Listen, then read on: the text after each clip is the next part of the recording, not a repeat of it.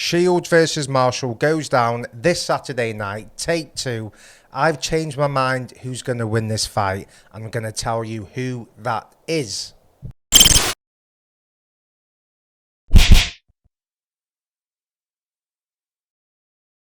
Welcome to Fight Club 24/7. My name's Johnny Rashman.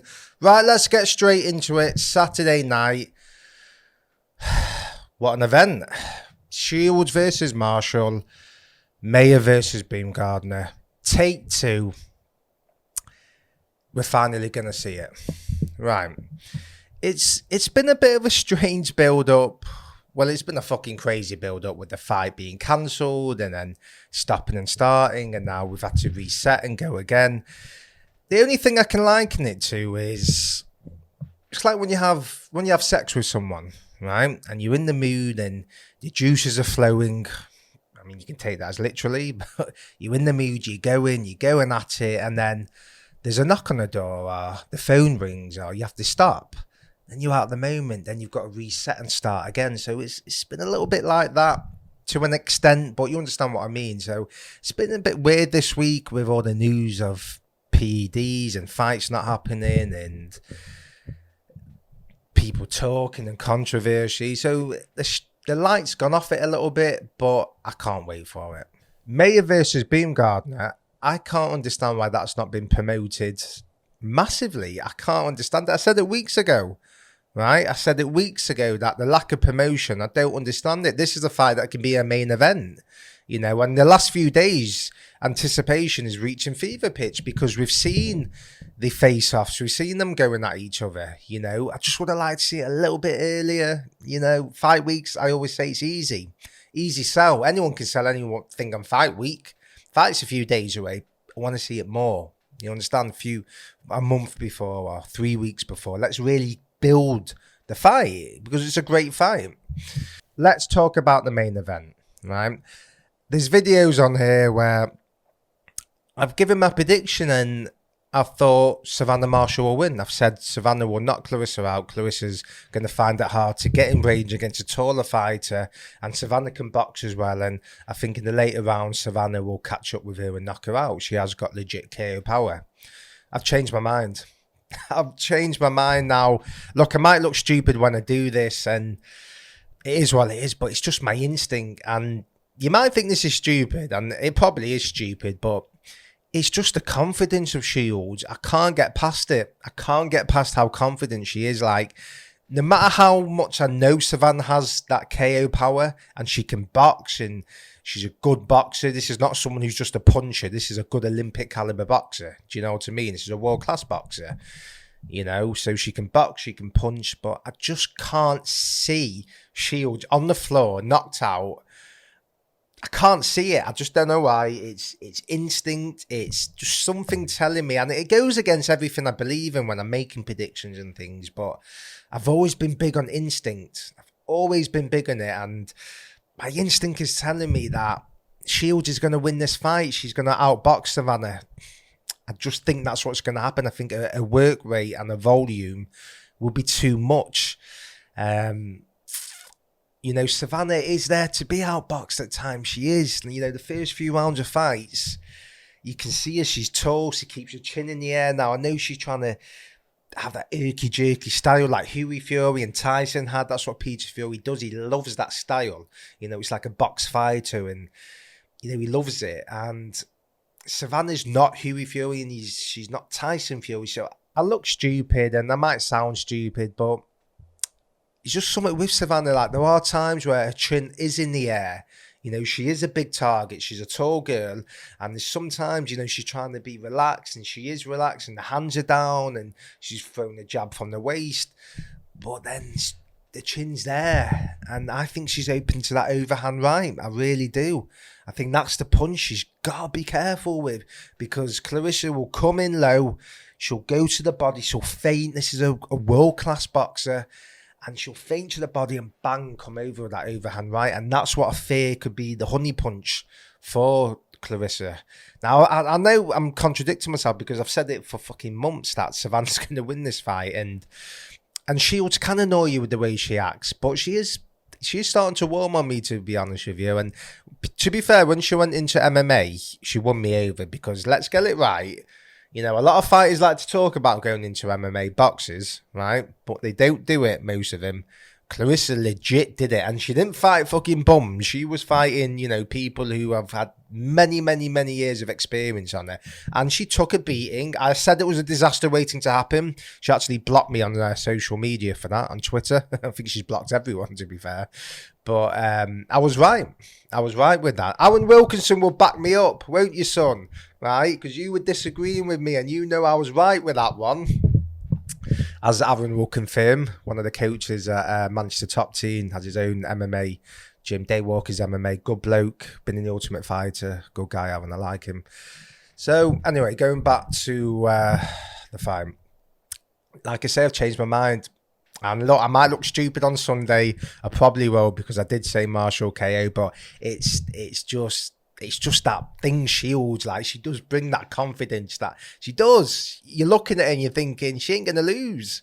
Let's be honest, you know. I know there's a lot of people who might not like her, and to be fair, some are right, some is justified, because she does tend to moan, and she's made controversial statements, and she blocks people on fucking social media. I mean, who the fuck does that? Okay, if someone's giving you hate, but if someone's having an opinion, why would you block him? It's bizarre, but that's it. I've changed my mind. I've got to go with it. I've got to stick with it. I think Claressa Shields by points or by stoppage.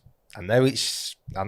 I feel like a traitor because I love Peter Fury and I love Savannah. I do. I'm a big fan of it. Now, don't get me wrong. I'm telling you now, you can call me biased. I don't give a fuck. I am biased. I want Savannah to win this fight. Believe me, I do.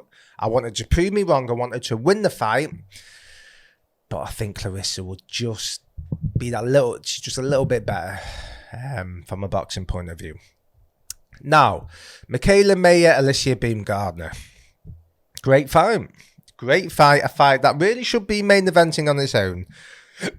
I find it bizarre. It was, it's on the undercard of this. I do. Don't get me wrong, I'm happy.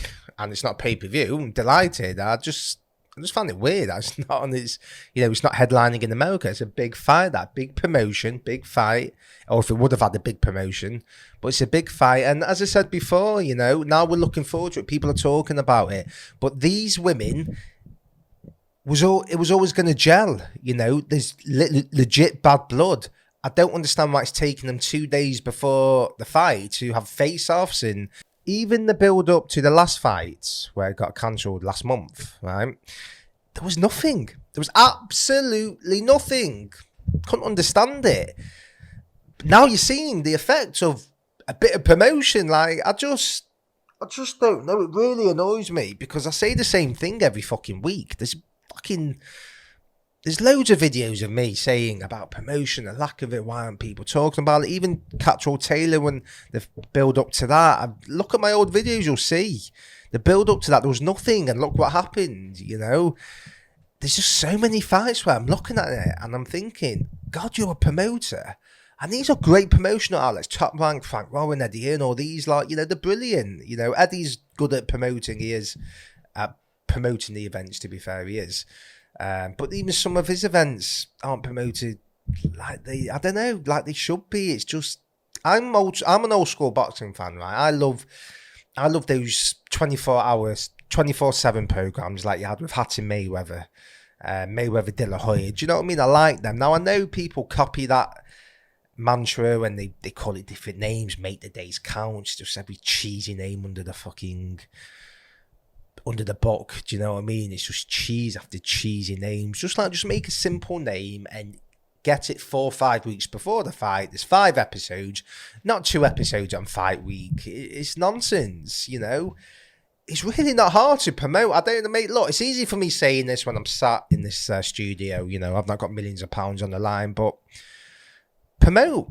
Your job as a promoter, it's not a matchmaker just to organise an event and then do a couple of press conferences on fight week. It's to promote the fight, and it just annoys me because I know that these fighters are missing out on so much. Like, People always say fighters need publicity and they need to build the profiles. Yeah, they do. Self-promotion's real and they have to take advantage of that. But also, the promoter has to promote them. You know, if you have a good build-up, then that stays with people, right? And especially if it's a fucking good fight, then bang, you're creating that star. You're mixing the ingredients. At the moment, you're making the food, but you're not putting the right ingredients in. You're just putting anything together and then the food comes out. Put the right ingredients, right? Let the juices flow. I always say it. And I say the same thing, but when you do see a good promotion, it gets you going. It gets you invested. That's what the UFC are good at. You know, the UFC, you know the fighter's story. You know when the fight's happening, right? That's why there's never empty seats at a show. You know, you go to a boxing fight, it's empty till the co-main event. You know, UFC, it's filled up from the beginning. Why? Because people are invested in the fighters. They know the story. The UFC knew that earlier on, that you've got to tell fighters' story. Now, promoters are good at saying it. They're good at giving it out. Right? Kalle Sauerland, I heard him talk about when he signed with Wasserman, you know, we've got to tell the fighter's story, we've got to do it and all that, giving it the big in. And, you know, I've not been happy with Kalle the last few weeks, but he's been a good promoter in boxing. Of course he has for the last how many years. He's put on some mega events and he is a good promoter, but I don't see him telling his fighters' stories on Channel 5. I'm looking forward to Josh Kelly and Troy Williamson. That's a good fight, but he's not really telling the stories, is he? I don't see much promotion. So, you know, promoters are good at talking about it, but when it gets to the nitty and gritty, I'm not seeing that promotional push. And when you get it, it's massive.